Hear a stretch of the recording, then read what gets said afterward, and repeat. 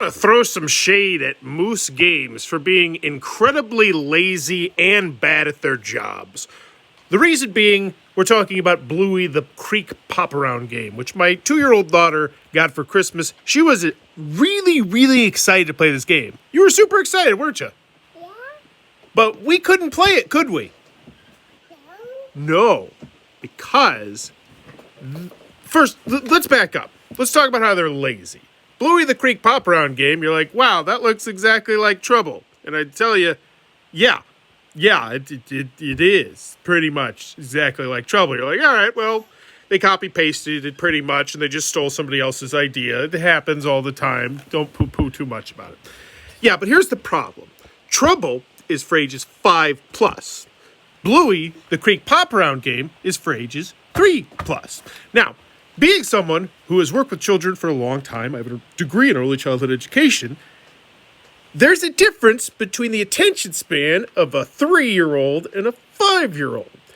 Which means that if a 3-year-old consistently can't get a 6 when we're trying to get out of our start space, they lose interest, don't ya?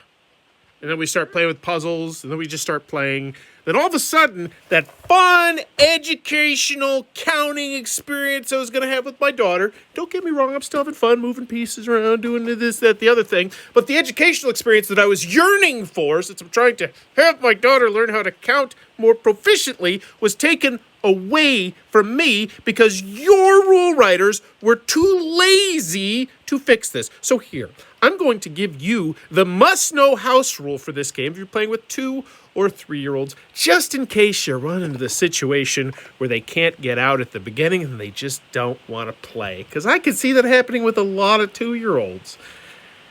Just put 1 on the start space. Now, I know Moose Games just wanted to rip off, Trouble. But hey, maybe you could, mix up the rules just a smidge bit.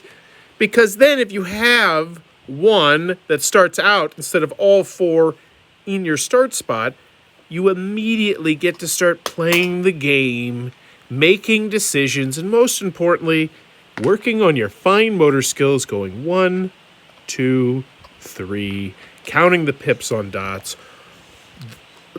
all that amazing stuff that I was hoping to get from your game, but you were too lazy to properly modify it for your age.